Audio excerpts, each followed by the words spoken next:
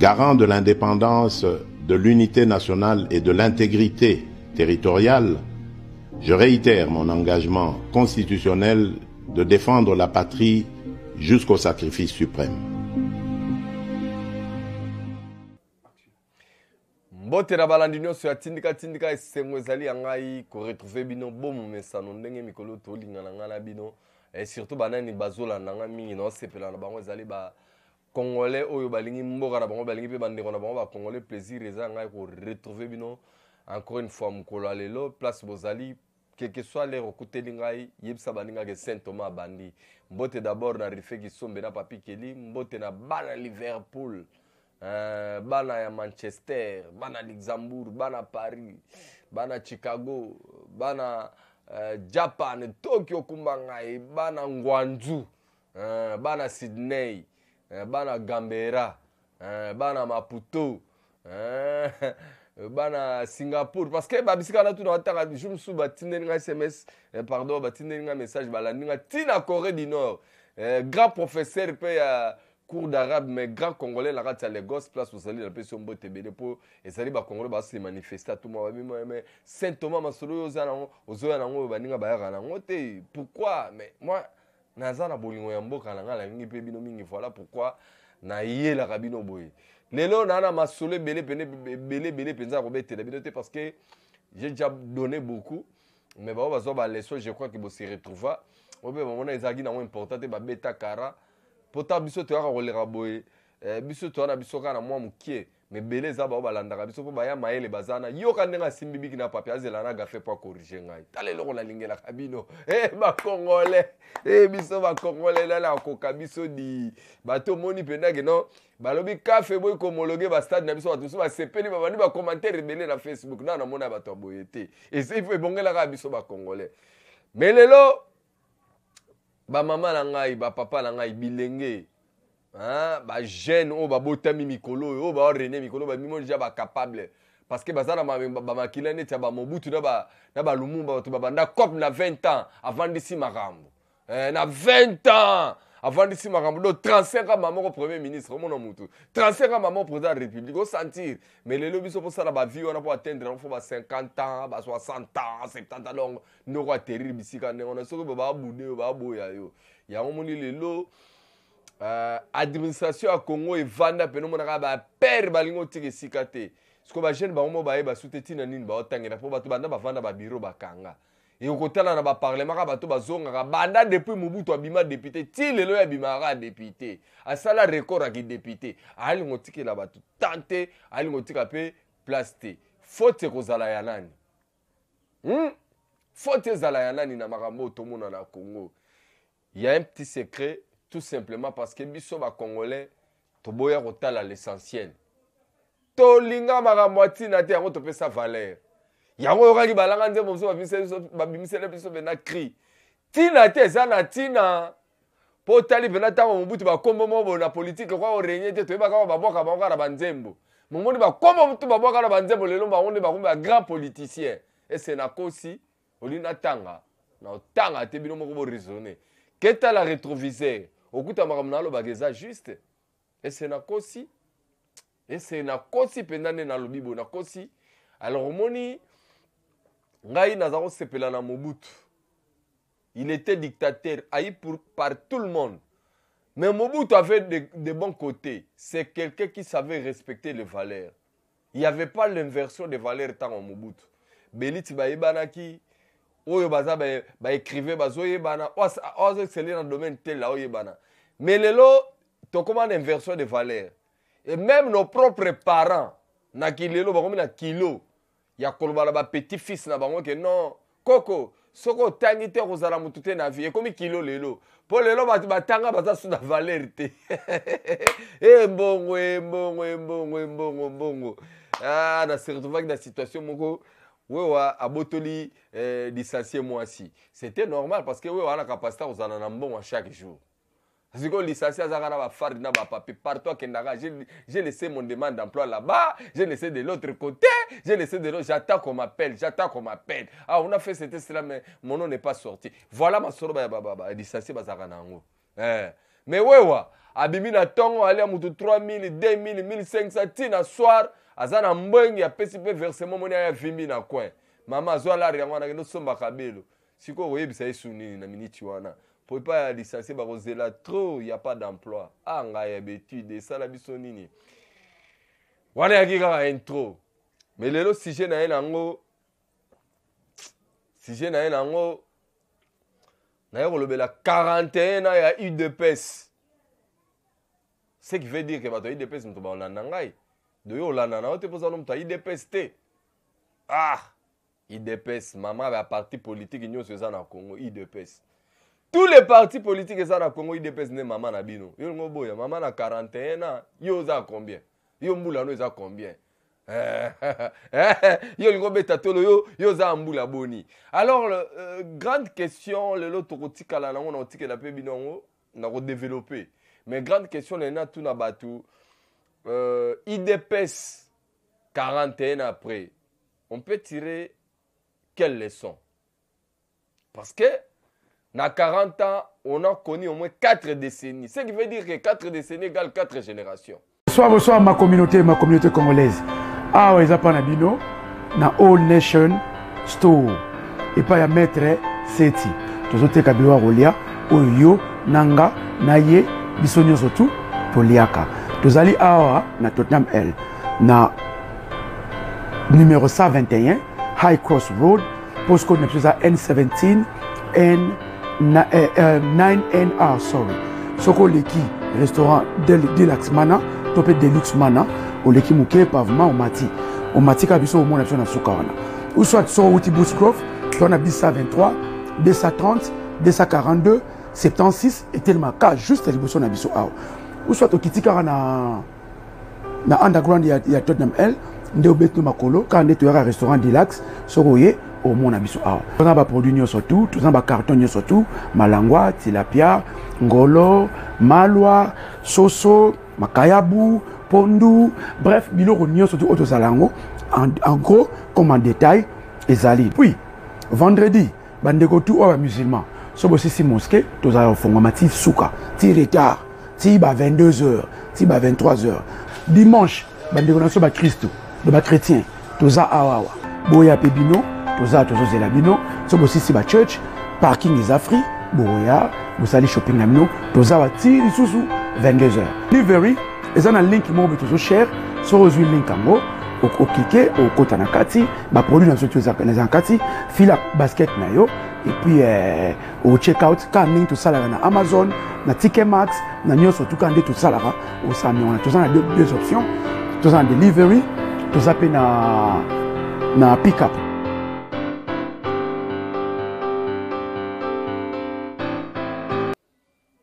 Quatre des Sénégal, 4 générations de Guinée IDPS. Et génération ma père fondateur, génération ma Kitania ma cofondateur, génération ma membre fidèle, ma membre ma première ère, tina ti lelo tokomina IDPS soit lelo. Est-ce que IDPS ouais bandelina et lelo kokani? C'est vrai kokanité. Déjà vous pouvez répondre membre ah t'es lelo ya bongote. Na oka batu mingi lelo mingi na oka kabalo baka ah IDPS Etienne IDPS wana lelo za nango si IDPS oyebi ko bo kosa ngana sekaka oyebi ko yo okosaka kitoko mais IDPS Etienne Tshisekedi tango Etienne Tshisekedi azaki na IDPS etikelo au pouvoir te ozo sala comparaison à IDPS à opposition na IDPS à pouvoir parce qu'il faut qu'on sala des séparation IDPS comme parti politique oui. Mais il y a IDPS où est salaki pour la opposition élité ti na IDPS où est à pouvoir. IDPS opposition sali plus de 30 ans. IDPS à pouvoir à la 4 ans à Pam. Mais comment ils vont comparer bah on y déjà. Nandenga mabete, je suis pas contre Batou parce que ici quand tu parles des choses, les hommes déjà aulingelo contre boule. Hein, tu dois bagaraki de ba contre molema. Ya olinge la onini ya kopalo la ote bongo te na bana sens wana te.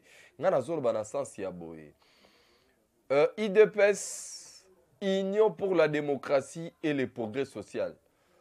Eza parti oyo tokoli nango, to vivre nango et ambala batu nyonso olingo lingate ozala membre ya IDPS te mais ozopesa leçon na IDPS opesa bilengi. Mais je me rappelle na petite phrase où ezaki koréné tant Tshisekedi daza vivant quand il y avait des villes mortes, des meetings, des marches ainsi de suite.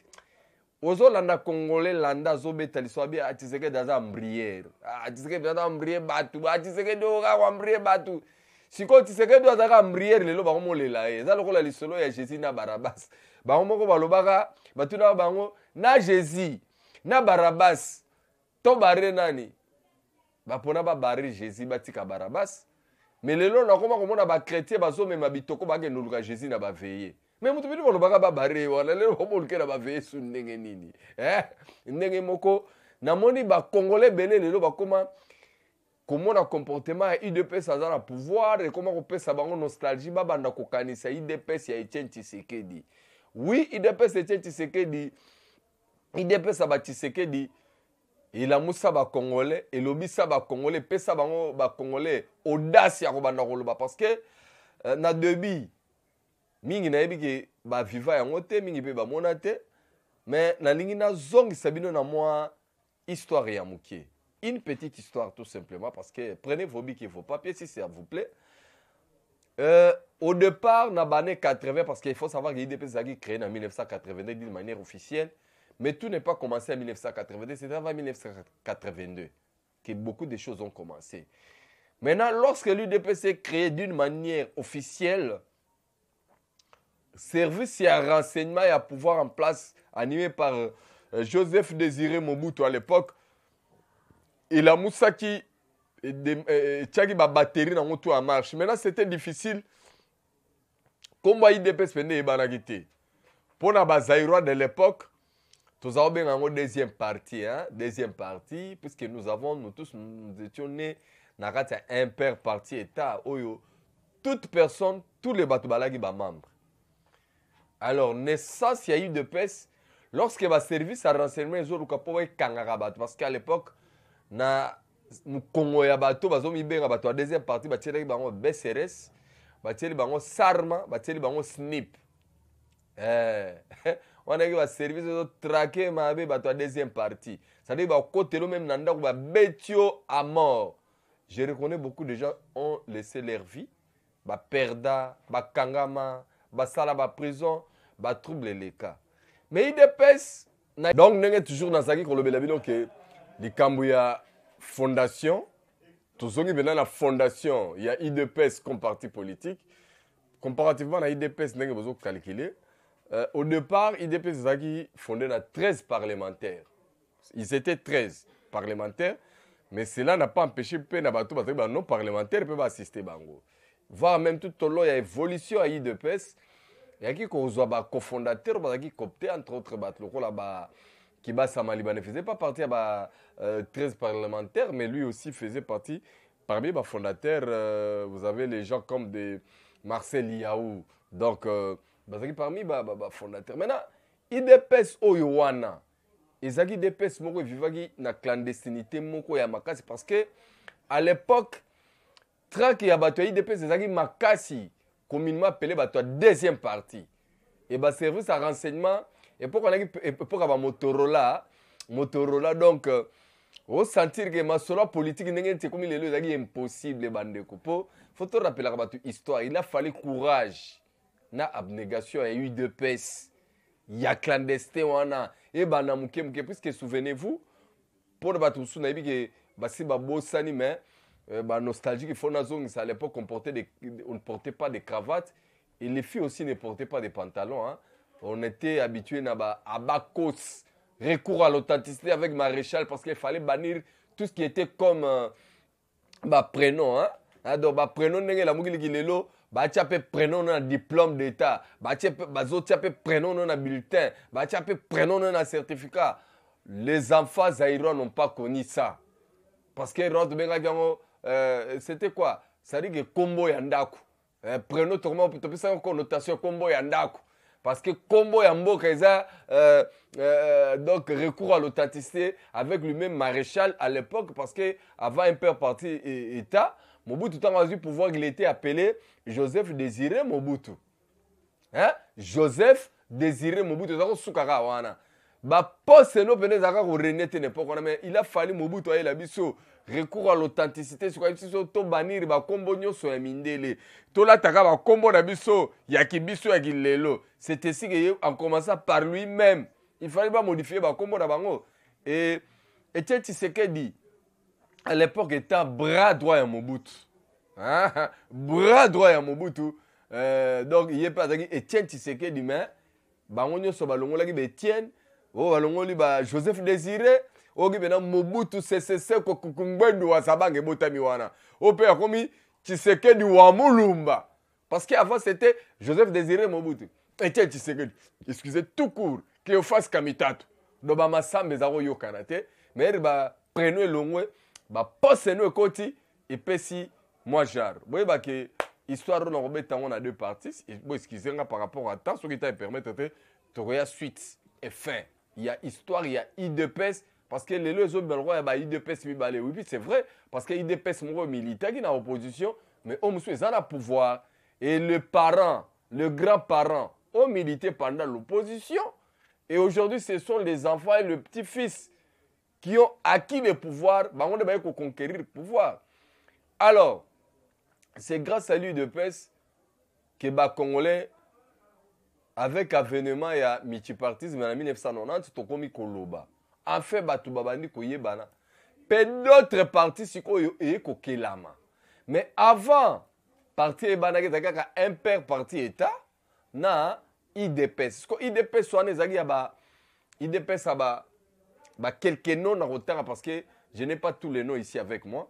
Mais les noms qui m'arrivent parmi les fondateurs, l'époque où on a des bazala qui composé avec leur directoire. Parce qu'il faut rappeler que l'IDPS, il y a opposition, il y a la présidente. l'IDPS, il y a opposition avant AFNEL. Il y a comme tout le monde, il y a un président l'IDPS T. Il y a une différence, la plupart, il y a des partis politiques, avec le président fondateur, il y a un fondateur, il disparaît ça.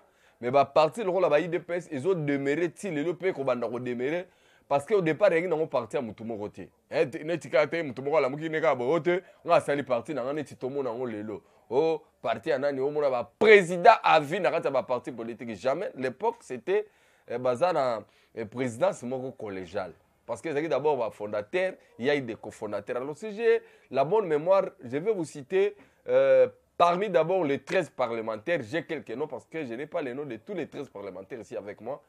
Historiquement parlant, j'ai quelques noms que je vais vous citer. Vous avez quelqu'un comme Joseph Ngalula, parmi les fondateurs de l'IDPS, parce que Namito ba Congolais belé ba kotsa ba moi virus moko boya robo sana ba kasakaneti IDPS ezalaka ya Tshisekedi. Ya mo be ba tso pesa ngono parti ya baluba te ya e ba kosayo au même moment ya ofele mais les lobbies te permettre au kaka oyeba moi histoire ya mukie za ya mulaité alors on avait les gens comme de Joseph Ngalula Panangila Joseph Ngalula il fait parmi les fondateurs ya IDPS vous avez monsieur comme Makanda avec parmi les fondateurs ya IDPS parmi les 13 je dis bien je précise bien vous avez les gens comme Gabriel Kumwanza il est parmi les fondateurs. Vous avez monsieur comme Paul Kapita Chabani, Azagi, parmi 13 parlementaires. Vous avez les gens comme Etienne Tshisekedi, bien sûr. Donc, Azagi, parmi fondateurs, il y a 13 parlementaires. Je me limite un peu là. Mais tout au long, il y a évolution à IDPS. Il a fallu coopter les fondateurs. C'était maintenant l'arrivée à Marcel Yaoué. Voilà, le professeur, Kiba Samaliba. Oyo bomona lelo to se retrouver lelo na limité na de IDPS hein moko ya ezanga nguya ezanga ora ezanga onction ya kibasa o bomona lelo ba tiana école na oyo lelo parce que mutu ko kabola IDPS Tshisekedi na IDPS kibasa ezalaka arrivé à Fidel après sortir à dialogue intercongolais avec le fameux ministre de l'Intérieur à l'époque Théophile Memba. On est bagi comme ça le longtemps parce que IDPS ezagi animé pas qui basa divorce ezagi déjà consommateur qui basa na Tshisekedi alors IDPS qui basa ezagi pro AFDEL oui qui ndaki représenter composant du gouvernement na dialogue intercongolais dans San City et IDPS so mususu itikalaki et pas Tshisekedi yango na baki ko sala ke na notaire à l'époque avec le ministère intérieur ba kabola to komi na IDPS Tshisekedi na IDPS Kibasa. Mais tozongi susu kaka mwa muke na sima ya histoire pendant l'époque ya ba père fondateur elle ba komi reconnu officiellement surtout avec l'avènement il y a démocratie na 90. Mais d'abord je vous rappelle que na combat na bango na période de clandestinité bazalako kangama mingi c'est ce qui avait fait que ba fondateur mususu ba kokana bango lisusu te Mobutu les débauché, les nommé de ministre, mais il a fallu au bas à la dure. Et parmi les dire nettoyer au monde à Kibasa, Tshisekedi, Liaou, Mwake résister mais Kibasa un tout petit peu dans Tamoroboé, parce que souvenez-vous sur Mobutu, c'est lui qui faisait partie plus du ministère du sport, Kibasa René il faut le ministère du sport parce que il était débauché à tout moment et pas à Mobutu. Mais ils ont risqué. Première tentative, il y a un meeting populaire, il y a eu deux pèses. Les jours où il y a rebellé, il y a bêta fort. Mais dans la minute où il y a rebellé, il y a kassayen. Ou ndima qui va sopamakila na bango. Et ça en 1988, na Pongabi, premier meeting populaire. Et ça la marane wana, meeting populaire wana, meeting wana c'est la personne qui avait voulu prendre le courage de prendre la parole, c'était Étienne Tshisekedi. Yango bomona lelo Atikala qui le seul résistant au moment na la photo moi par traza na chemise il y a peu mena tâche à makila basi mena des personnes il y a ba services spéciaux de l'époque donc ezaki événement de la ponga bibato ba betama vous n'avez pas l'idée na mona ba papa mikolo bazo betama roi bana mike ça dit que sans dignité ezaki période de répression ko sakanate et encore une fois ba kangaki bango ba relegaki bango bazo se bango ba village natal na bango ezaki na ba souffrance moko atroce basi na bango ba monaki pasi bana na bango n'en parle même pas et c'était les années 80 que ba Félix Tshisekedi bana ya Tshisekedi ba ki ko connaître exil ba ki ne ko fana bango na poto parce que il se sentait menacé à Kinshasa. Il y avait pas seulement les enfants de Tshisekedi mais bana ya membre presque nyoso. Il y a eu des personnes qui inquiétaient. Ils étaient tous restés ici à Kinshasa ou ici au Congo. Et d'autres, qui ont parce que ils soutaient d'autres résistants. Alors, c'est l'amour très pénible. Mais avec l'avènement, il y a multipartisme, entrée à la démocratie vers les années 90, en 1990, IDP, c'est qui s'est structuré pour. Et Fanny s'appelle bureau, direction, siège, voire même, et premier siège officiel à l'époque, ils allaient dans 12e mairie, plus précisément, parce que siège à IDP Salibosio, ils allaient dans 10e mairie. IDPS comme parti politique à l'époque, ils allaient dans 12e mairie, Lupango Yakiba Samaliba, Oyo IDP Somusubo Monarana. Des sièges officiels, il y a IDPS dans son ensemble. C'est là où tout s'est passé. Et c'était même place. Il y a un parlement debout. Maintenant, IDPS et connaîtra que directoire maintenant va père fondateur parce qu'il considère que président. Ce qu'on tourne va ça la présidence moko collégiale. Ba yoko pona muninga na bango moko yenda za la secrétaire général ndeboyo kaka un certain Faustin Birindwa. Oyo plus tard na parcours et histoire, Mobutu a débauché pour être premier ministre. Et c'était aussi le début, il y a une conférence nationale où on a connu aussi Mititi de Akobotama, ba parti politique, nous sommes Mike, Balé, Kibana et IDPS. Parce que ce qui est toute la histoire de Malamu, donc un père na IDPS, Babino, moi, Sina Mobali, Mena, Botibana. Et c'est pourquoi, à l'époque, on l'appelait souvent IDPS, fille aînée de l'opposition. Je crois que vous avez un stylo beau commun. IDPS. Alors, rien ne pouvait se passer autour du pouvoir parce qu'il fallait toujours que sur le IDPS a combattu parti moko incontournable. Et yende mutagi ko pesé.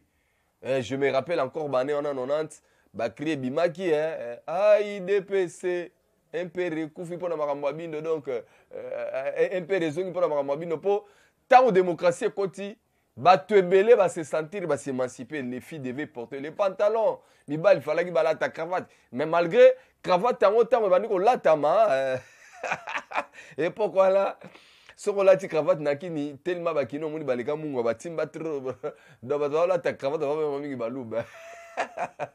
Pour la cravate. Donc, ce qu'on a dit, la plupart des jeunes zaïro bakole pourquoi na bakoka bena ko la ta cravate tipo jeune alina on tient cravate na ndenge ni potaki na connotation moko beme biso tout ko vanda total na TV bena to mona bena que non mindele na TV na ba film wala ti cravate mais qui non la ti on va vele muluba parce que ba honora ga trop ezala ki ba tu yi de pesa mama za la ta cravate mingi ba pesa ga on pinch musuloko était tiseke du coup tu yemo donc les pionniers histoire on y a la ta même avant démocratie miel on moni penas que yaki ko en plein cravate yaki ko la ta ba père mingi ba père on boye ba connotation bon pense que cela ne voulait pas dire parce que il devait c'est une diversité il y a où il était de l'Équateur qui on commenza zalaki nakatanga nani kibasa katanga Vincent Boakem Bandundu donc Faustin Birindwa espace qui vous donc vous verrez que c'était un parti d'abord national et puis il y a Moutoumon côté.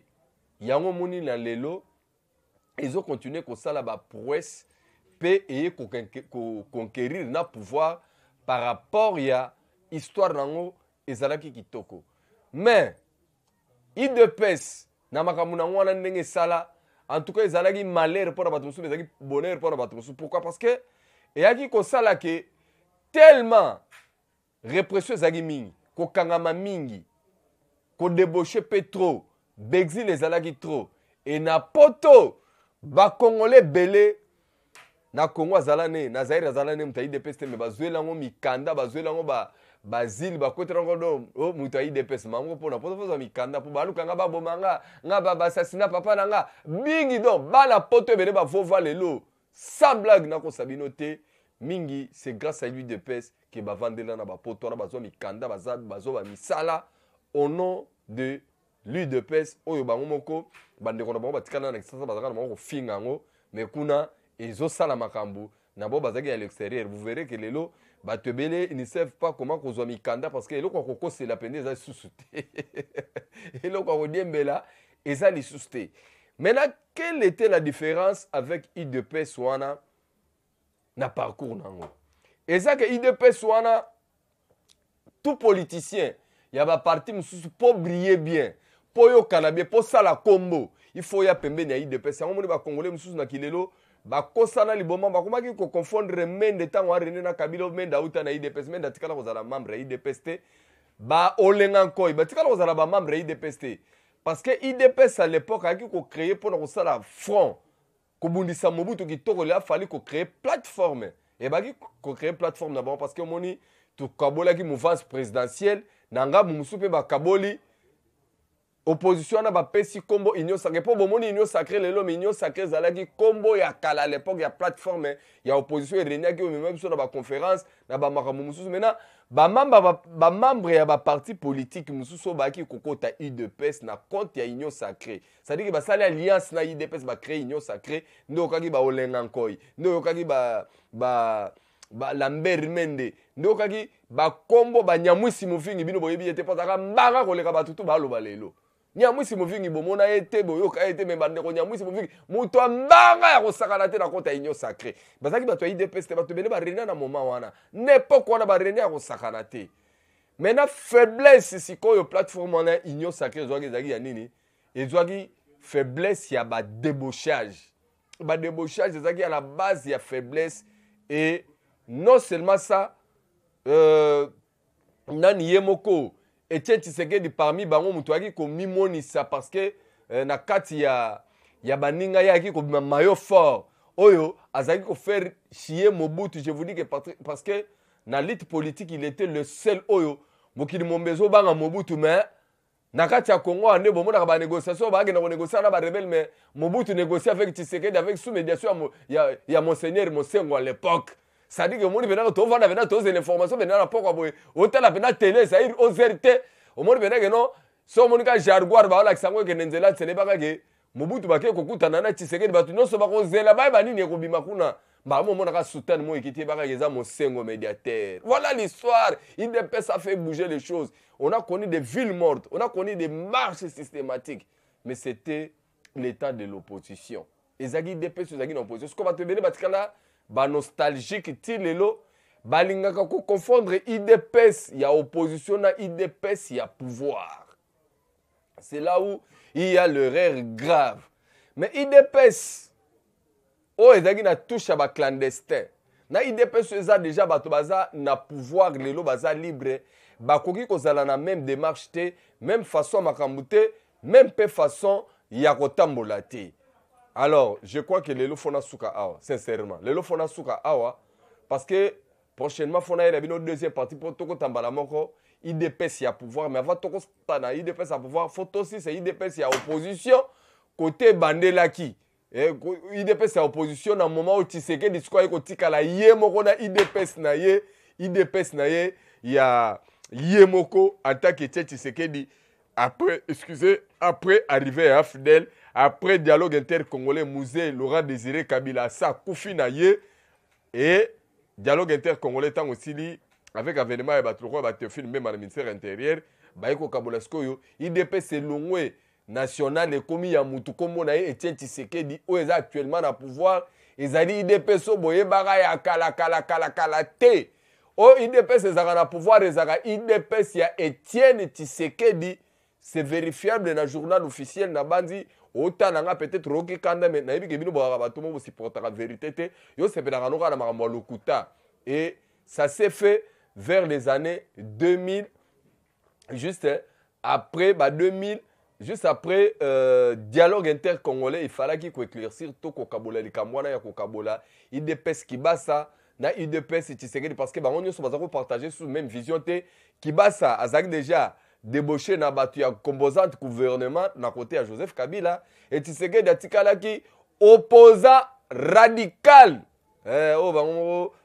radical voilà donc atikala ki ndengwana nde IDPS wana nde eye ko continuer skoyo mutu na mutu ala sa force na terrain et Tshisekedi ala kisi biso combien il aimait le Congo akena biso tina suka akufeli yango a plus ya 80 ans toujours azaki ya côté de manalite politique akene na mbeto hôpital alali mais tango ko lamuka a continuer toujours élite wana yango lelo IDPS Tshisekedi mutu ezwa pouvoir ezalaka IDPS ya 1982 te mais comme était Tshisekedi fait partie à 13 parlementaires, véritable père fondateur. C'est pourquoi ça doit demeurer comme ça qu'il faut commémorer date anniversaire il y a IDPS Nandenge ba créé depuis 1982. C'est pourquoi lelo bomoni tous allez fêter 41 ans il y a IDPS. Maintenant, on va reprendre l'histoire à partir il y a IDPS et Tshisekedi Nafati béton mukantongolo na yebi ke bozaki belé bozaki babiki na ba papier mingi ba se rappeler musu poye baki noter lelo yebi c'est grâce à votre humble serviteur Saint Thomas Nazawana au service na bino. S'il y a des questions, des suggestions, to lingo yeba to lingo apprendre loko tikalaki, je crois que numéro na ngai Mike papa na on monte a tcheli bino ngwana na ba l'écran au bengi ngai na WhatsApp to solo numéro na WhatsApp ce qui manque oyoka ki bien te na ko bakisela mais pour le moment namoni na tiki bino na souhaiter bino déjà bon week-end ero tamsolongo ke kayu o Saint Thomas kanga esi la tena silisi na ngai mbote na bino nyoso batu bolanda kinga boza telme belé cela na tanga ba kombo na bino et le rabaliste ba tubake ko pesa ba candidature de députation na seni po bondi melangai turoyo to 30 à 45 000 candidats na députation puisque ba tutu ba yoka gili solo à $21 000. Merci na yo biyimbuyi, merci na Nelly Bolumbe. Merci na Junior Atoms, merci na Mike, merci na Papi qui sombe refait qui sombe na Papi Kelly. Donc bozagi tellement binoto ebele ko landa ngai na koko bosana te. Bana à Liverpool, ba artiste na biso, bon week-end na binotu. To monani mbala sema bosana évangile ya Saint Thomas te. Soro monité kondimate. Bolingo ya Congo na ya ba Congolais. Biyumbu merci.